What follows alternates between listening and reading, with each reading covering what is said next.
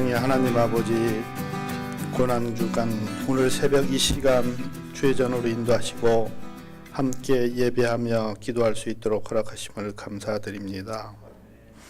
이 시간 우리의 깊은 마음속에 있는 것들을 주님 앞에 내려놓고 아버지 하나님, 우리가 전능하신 하나님의 형상대로 지음받음을 깨닫게 해 주시옵시고 예수로 구주를 삼아 정말 청지기의 삶을 살고 있는지 돌아보게 하시옵소서. 우리 삶 가운데 성령의 열매인 기쁨과 감사와 평강이 넘치는지 돌아보게 하여 주시옵소서. 아버지 하나님, 오늘 하루도 이 세대를 분박지 말고 오직 마음을 새롭게 할 수 있도록 도와주시옵시고 하나님의 선한 뜻이 무엇인지 깨달을 수 있도록 도와주시옵소서. 바쁜 일상 가운데 우리 영혼들을 시들지 않게 도와주시고 삶에 지치지 않고 성령의 동행함으로 작은 일에도 충성할 수 있는 오늘 하루가 되게 도와주시옵소서. 우리 교회를 사랑으로 품어주시고 성령으로 인도하여 하나 되게 하여 주시고 연약한 가운데 서로 감싸며 사랑과 인내로 이끌어가는 공동체 되게 도와주시옵소서. 우리 교회가 비록 작지만 주 앞에 바로 서서 믿음의 공동체로 세워주시옵소서. 이 지역에 지친 영혼들을 회복할 수 있는 기도의 방주로 삼아주시옵소서. 오늘 말씀을 전하시는 목사님에게도 인간적 허물은 십자가 뒤에 감춰주시고 오직 주의 성령만 역사하여 주시옵소서. 이 모든 말씀 예수 그리스도로 받들어 기도드리옵나이다. 네, 말씀을 전하도록 하겠습니다. 어제 저는 예수로 준비하기를 말씀하면서 예수로 준비하지 못한 자들의 모의에 대해서 말씀을 드렸습니다. 그리고 그 악한 무리에게 주체가 되고 해결이 되는 자가 바로 예수 그리스도의 자자였음을 말씀드렸죠. 예수를 소유한 사람만이 예수 그리스도를 팔 수 있어요. 물건을 가진 사람만이 그 물건을 팔 수 있는 겁니다. 세상은 예수 그리스도를 못 박으려고 예수를 내놓으라고 할 때에 그 예수 그리스도를 내놓을 수 있는 사람은 예수 그리스도를 소유한 우리라는 사실을 기억해야 합니다. 예수를 소유하지 않은 사람은 예수 그리스도를 팔 수가 없다는 겁니다. 하지만 우리가 꼭 기억해야 할 것은 예수 그리스도를 소유한 우리가 예수 그리스도를 팔지 않고 넘겨주지 않는다면 세상은 어떤 방법으로도 우리 안에서 예수 그리스도를 빼앗을 수 없어요. 세상은 여러분에게 예수 그리스도를 빼앗기 위해서 온갖 유혹과 협박과 핍박을 줄 수 있습니다. 그러나 걱정하지 마십시오. 여러분이 넘어가지만 않는다면 절대로 그들은 여러분에게서 예수 그리스도를 빼앗을 수 없습니다. 로마서 8장 38절에서 39절까지 내가 확신하노니 사망이나 생명이나 천사들이나 권세자들이나 현재일이나 장래일이나 능력이나 높음이나 깊음이나 다른 어떤 피조물이라도 우리를 우리 주 예수 그리스도 안에 있는 하나님의 사랑에서 끊을 수 없으리라. 그 말씀을 기억하면서 어제 말씀을 또 묵상하시면서 오늘 말씀을 바라봤으면 좋겠습니다. 예수로 준비하기가 끝나면 하나님은 우리에게 예수로 관심을 가지라고 말씀하십니다. 때가 이르러 예수 그리스도는 사도와 함께 앉으시고 매우 중요한 일을 행하십니다. 바로 십자가 고난을 받기 전에 예수 그리스도를 그들의 심령에 각인시키는 일이었습니다. 성찬식을 말하는 거고 우리 침례교에서는 주의 만찬이라고 말하는 예식을 행했던 거죠. 마지막 식사를 행하는 예수 그리스도의 모습이 오늘 본문입니다. 바로 십자가 고난을 받기 전에 예수 그리스도는 잔과 떡을 나누며 자신을 기념하라고 명령하십니다. 여기서 기념하라라는 헬라어는 아난네시스라고 하는데요. 생각나는 물건, 기념을 의미합니다. 사실 전통적인 6월절 만찬에는 포도주를 4잔을 나눈다고 합니다. 첫 번째 잔은 손을 씻으면서 유월절을 맞이하기 위하여 자신의 죄를 씻는 정결의 잔이라고 합니다. 두 번째 잔은 과거의 고난과 죄악을 회상하며 포도주를 먹으면서 그 죄악들을 나누고 또 내려놓는 두 번째 잔이라고 합니다. 세 번째 잔은 현재를 축복하는 잔이라고 해요. 이 세 번째 잔은 구원의 잔이라고 불리는데 오늘 우리가 기념하는 주의 만찬의 포도주가 바로 이 세 번째 잔, 현재의 구원을 상징하는 포도주라고 합니다.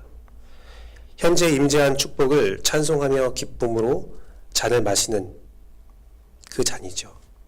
마지막 잔은 식사를 마친 후에 미래의 구원을 소망하며 기쁨을 나누는 마지막 잔이라고 합니다. 즉 오늘 본문은요, 포도주가 두 번 나오거든요. 성찬식으로 받아 먹어라 기념하라라는 잔은 구원의 잔인데 첫 번째 나오고 있는 오늘 본문의 첫 번째 나오는 잔은 두 번째 잔이라는 겁니다. 그래서 오늘 17절에 나오는 포도주는 두 번째 잔으로 과거의 고난과 죄악을 회상하는 포도주입니다. 그런데 특이하게 주님은 이것은 너희끼리 나누라고 말을 해요. 그리고 예수 그리스도는 이 잔은 내가 다시는 마시지 않겠다고 선언합니다.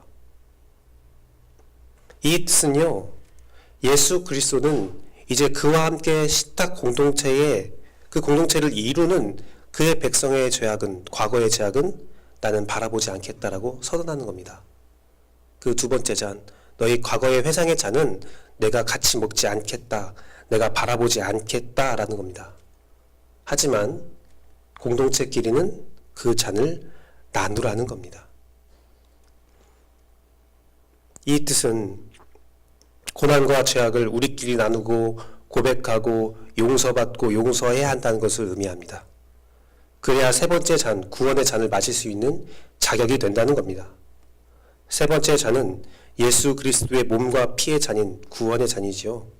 이는 예수 그리스도의 보혈의 피를 의미합니다. 우리는요, 예수 그리스도의 보혈의 피의 은혜를 너무 쉽게 생각하는 경향이 있습니다. 그런데 이 보혈의 은혜를 누리기 위해서는 우리의 죄악에 대한 이해와 인정 그리고 깊은 회개가 필요하다는 겁니다.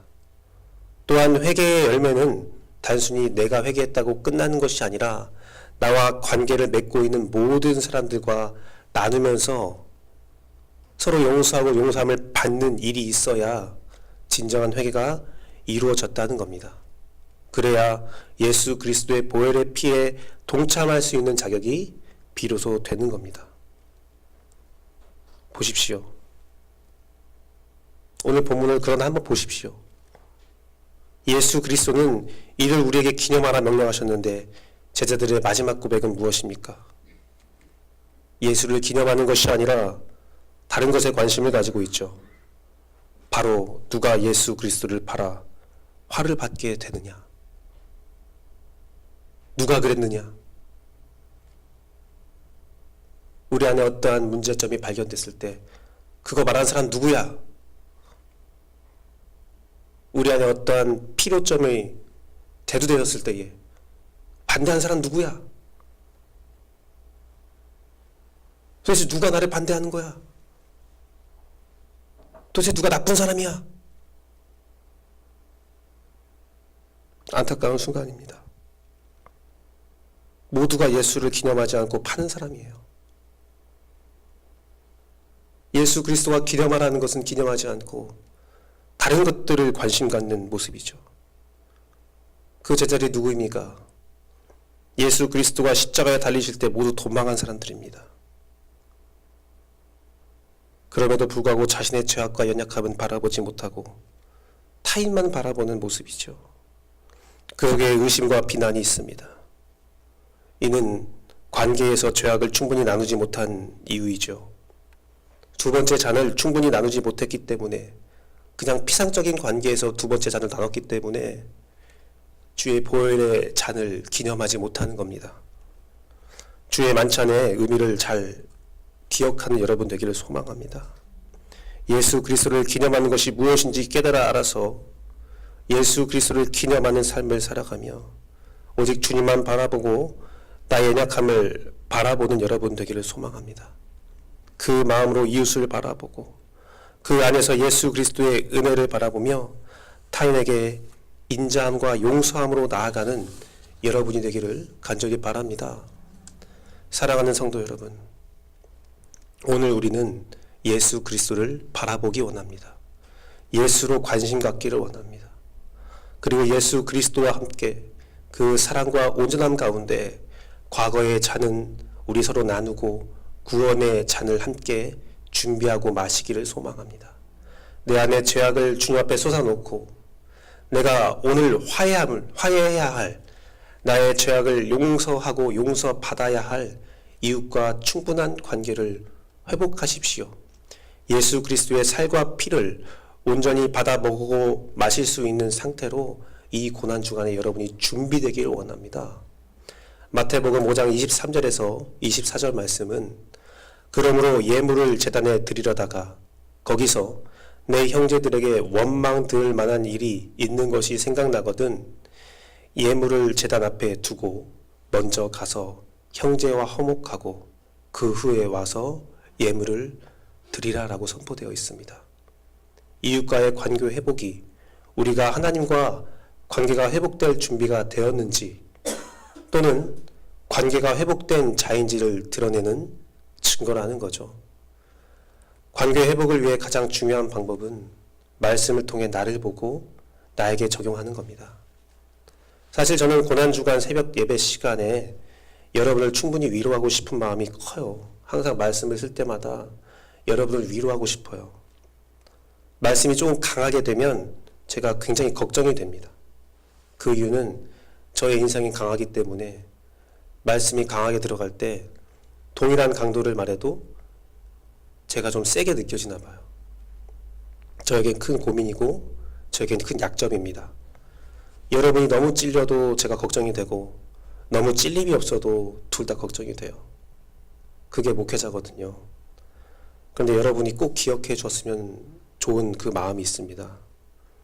설교자는요, 설교를 작성할 때 나 자신을 먼저 돌아보고 설교를 작성해요. 이 공동체에 하나님께서 어떤 말씀을 하실까를 고민하지만 그 전에 하나님께서 나에게 무슨 말씀을 하시는가를 더 집중합니다. 최소한 저는 그러합니다. 제가 이 강단에서 선포되는 말씀은 저에게 먼저 적용되는 말씀입니다.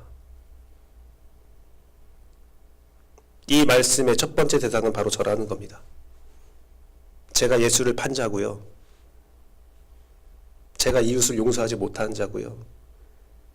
제가 주님이 규배야 제발 나만 바라봐라 할 때 다른 사람을 보면서 판단하고 정죄하는 마음이 큰 사람이에요. 저는 연약한 자예요. 오늘 집사님께서 기도하실 때 사람의 연약함을 가려달라고 하는 기도가 저에게는 큰 위안이 돼요. 저는 연약한 자예요. 설교에 설 때마다 강단에 설 때마다 저의 실수한 과거들이 막 떠올라서 또 설교를 쓰는 과정에서도 그 실수한 것들이 몇 번씩 떠올라서 회개하며 말씀을 전하고 있습니다. 사랑하는 성도 여러분, 되도록이면 사랑은 이웃에게, 하나님의 정의와 공의는 나에게 적용하는 여러분 되길 소망합니다. 물론 때로는 사랑은 나에게, 정의와 공의는 이웃에게 적용시켜야 될 때도 있습니다. 하지만 되도록이면 그것은 피하시고 사랑은 이웃에게, 정의와 공의는 나에게 적용시키십시오. 그것이 관교의 회복, 성찰, 변화의 비결입니다. 말씀을 마치도록 하겠습니다. 혹시 지금 우리의 상태, 나의 상태가 어떠한지를 바라볼 수 있으십니까? 예를 들면 예배의 순간에 말씀이 선포되면 나 자신을 돌아봐야 하는데 그것으로 다른 사람을 바라보지 않습니까? 위로와 존귀함은 내가 받고 죄악이 드러나고 부족함이 선포되는 찔리는 순간에는 다른 사람을 바라보며 적용시키지 않는지 회개하기를 원합니다. 우리 이제 그 반대로 합시다. 예수로 관심 갖는 사람은 이웃에게 위로와 존귀함을 적용하고 나 자신에게는 회개를 적용하는 그 삶입니다. 우리의 관심을 예수로 돌립시다. 우리의 관심을 예수 그리스도의 방법을 찾는 것으로 합시다. 그 안에 회개와 나의 연약함을 발견하고 고백하는 귀한 시간이 있기를 바랍니다. 그 안에 진정한 평화와 사랑이, 충분한 이웃과의 교제가 있기를 간절히 바라고 또 축원합니다. 기도하겠습니다.